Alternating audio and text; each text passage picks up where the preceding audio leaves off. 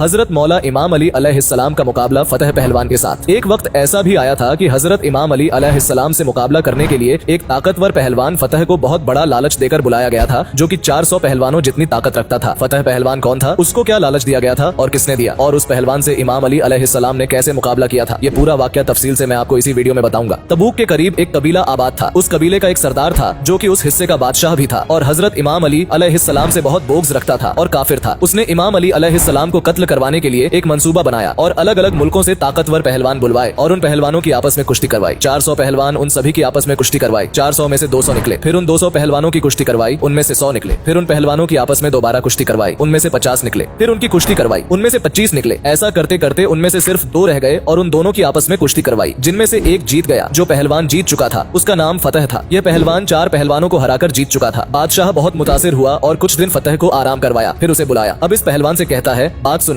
अब मैंने तुम पर इतना खर्चा किया है, इतने पहलवान मंगवाए, उसकी वजह क्या थी, क्या तुम वजह जानते हो? पहलवान ने कहा, नहीं, मैं वजह नहीं जानता। बादशाह ने कहा, मैं अपने लिए कोई पहलवान नहीं रखना चाहता, बल्कि मैं एक शख्स से शदीद नफरत करता हूँ, उसकी पहलवानी बड़ी मशहूर है। अब यह बात काबिले गौर है कि हजरत इमाम अली अलैहिस्सलाम का जिक्र पहलवानों में क्यों किया गया। उस बादशाह के कहने पर उसके जो दरबार में लेखक था, उसने हजरत इमाम अली अलैहिस्सलाम के बारे में यही लिखा था कि वह बहुत बड़ा पहलवान है, ताकतवर है। इसलिए बादशाह ने भी फतह को यही कहा कि इमाम अली अलैहिस्सलाम एक पहलवान है और तुम उससे मुकाबला करो, उसके साथ जंग करो, उसे कत्ल करके उसका सर मेरे पास लाओ। अगर तू ऐसा करता है तो मैं तुम्हें अपनी बेटी का रिश्ता दूंगा और अपनी सल्तनत का आधा हिस्सा तुम्हें दे दूंगा और मुझे फक्र होगा कि तू मेरा दामाद है। अब फतह ने 8 या 10 पहलवान साथ लिए और अपने 2 बेटों को भी अपने सफर में हमराह किया और वह मदीना की तरफ निकले। जब वह मदीना की हदूद में पहुंचे तो वहां पहुंचकर उसने अपने खेमे वहां लगा लिए। अगली सुबह फजर का वक्त है। एक शख्स मदीना शहर से निकला, उसके हाथ में एक बेलचा और एक रंपा था। उसे देखकर फतह के बेटे ने कहा, बाबा, वह एक शख्स आ रहा है, क्यों ना हम उससे पूछ लें कि अली कौन है और कहाँ मिलेगा। उन्होंने उस शख्स को बुलाया कि ए नौजवान, इधर आओ। उस शख्स ने फरमाया, काम आपको है, आप आए। फत्ता और उसके बेटे चल पड़े। वह पास आए और कहा, ए नौजवान, हम इस शहर में आए हैं, एक शख्स की तलाश में उसके मुतल्लिक पूछना है। उसने कहा, क्या पूछना चाहते हो, पूछो। फत्ता के बेटे ने पूछा, उसका नाम अली है, हम जिससे मिलना चाहते हैं। उस शख्स ने फरमाया, आप पहले उससे मिल चुके हैं। उन्होंने कहा, नहीं। कभी उसको देखा है? उन्होंने कहा, नहीं। कभी उसकी आवाज सुनी है? उन्होंने कहा, नहीं।